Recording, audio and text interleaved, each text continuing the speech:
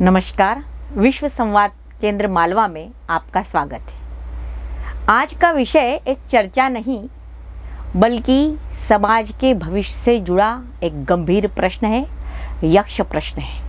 आज नशा युवाओं के सपने, परिवार की खुशियाँ और समाज की शांति को प्रभावित कर रहा है, भंग कर रहा है। नशा मनुष्य के शरीर को ही नहीं, उसकी आत्मा को भी नष्ट कर देता है। कई विकृतियाँ और दुष्परिणाम हम सब देख ही रहे हैं। इस विषय पर प्रकाश डालने के लिए हमारे बीच न्यायपालिका से पूर्व जिला एवं सत्र न्यायाधीश श्री एस ठाकुर जी और विधि एवं साहित्य जगत से श्री विजय सिंह चौहान जी उपस्थित हुए हैं। आप दोनों महानुभावों का मैं स्वागत करती हूँ।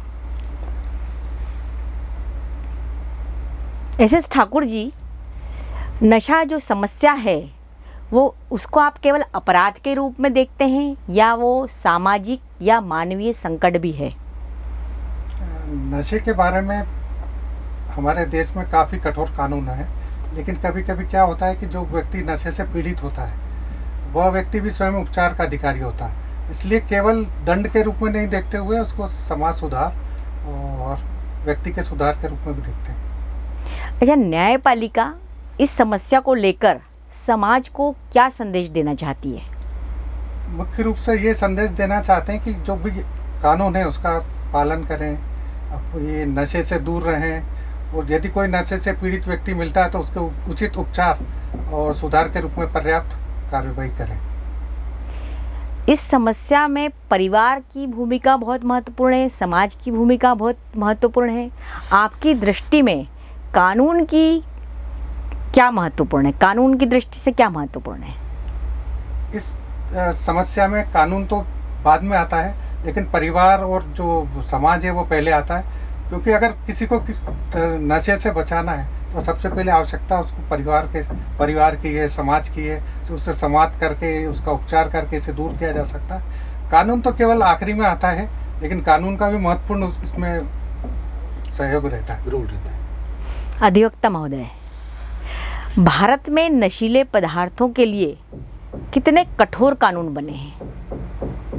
देखिए, हमारे देश में नशा एवं नशे के उत्पादन को लेकर, उसके निर्माण को लेकर, उसके वितरण को लेकर काफ़ी कठोर कानून हैं और उसमें दंडात्मक जो प्रोविजंस हैं वो भी काफ़ी कठोर हैं। आजीवन कारावास से लेकर अर्थदंड भी अधिरोपित किया जाता है। हमारे देश में एनडीपीएस का कानून है, राज्य आबकारी कानून है, सिगरेट, तंबाकू, इन सारे विषयों को लेकर भी अलग अलग कानून हैं जिनमें न्यायपालिका बखूबी कार्य कर रही है। मगर मेरा ऐसा मानना है कि सिर्फ कानून के भरोसे पूरा नशा छोड़ देना ये ठीक नहीं है। अगर नशे की रोकथाम करना है और हमें भारत को नशा मुक्त बनाना है तो हम सभी की जिम्मेदारी बनती है, साझा जिम्मेदारी है। उसके लिए हमें परिवेश, हमारा घर, हमारा आसपास, आड़ पड़ोस, इन सभी की सामूहिक जिम्मेदारी है कि हम इसकी रोकथाम के लिए कार्य करें। और सबसे बड़ी बात है, जागरूक होना बहुत ज़रूरी है। यदि अगर हम जागरूक नहीं रहेंगे तो हम नशे की रोकथाम भी नहीं कर पाएंगे। अच्छा, नशा तस्करी के लिए आम नागरिक क्या भूमिका निभा सकते हैं? मैंने अभी कहा ना, जागरूकता से बढ़कर कोई साधन नहीं है।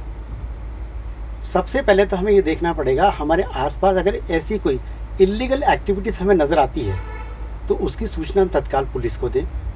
हम स्वयं जागरूक बने, सामाजिक संगठन, घर, परिवार और परिवेश, ये सभी लोग सजग रहें। जागरूकता से बढ़कर कोई साधन नहीं है। अच्छा, युवाओं को आप इस समस्या को लेकर क्या अपील करना चाहते हैं? मैं सभी युवाओं से यही अपील करूंगा कि नशे से दूर रहें। अगर आपको नशा करना ही है तो अपनी सफलता का नशा कीजिए, अपनी उन्नति का नशा कीजिए, अपने उत्कर्ष का नशा कीजिए और उस लक्ष्य को पाने के लिए आप तब तक लगे रहिए जब तक कि आप अपना सर्वोच्च ना दे दें। तो बेहतर यही होगा कि नशे से दूर रहें। अगर आपके आसपास परिवेश में भी कोई ऐसा बंदा या कोई ऐसा व्यक्ति नज़र आता हो जो आपको नशे की ओर प्रवृत्त कर रहा हो तो आप उस ऐसे लोगों से बचें। अगर आप अपने किसी इष्ट मित्र, रिश्तेदार को अगर नशे का आदी देख रहे हैं तो सबसे पहले उसको सहानुभूति दीजिए, उसका उपचार कराइए, उसके दोस्त बनिए और कोशिश कीजिए कि वो नशे से दूर हो। और इस कार्य में परिवार से बढ़कर कुछ नहीं हो सकता है। यहाँ एक बात और है कि हमें सकारात्मक सोच से बढ़ना पड़ेगा। हमारा आसपास का परिवेश ऐसा होना चाहिए कि बच्चा, और ऐसे संस्कार भी देना चाहिए कि बच्चे उस ओर जाए नहीं, अगर गए हैं तो लौट कर तुरंत आ जाए। एस ठाकुर जी, भारत को नशा मुक्त करने के लिए सबसे पहले जिम्मेदारी किसकी है?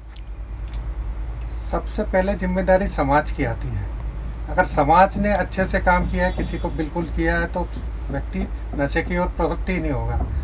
कानून तो काफ़ी बाद में आता है, जब अपराध हो जाता है उसके बाद कानून अपने एक में रहता है। दूसरी चीज़ ये है कि जो सरकार की जो एजेंसियाँ हैं उनसे भी मैं ये चाहता हूँ कि निष्पक्ष और बिल्कुल दबाव मुक्त होकर कार्य करें।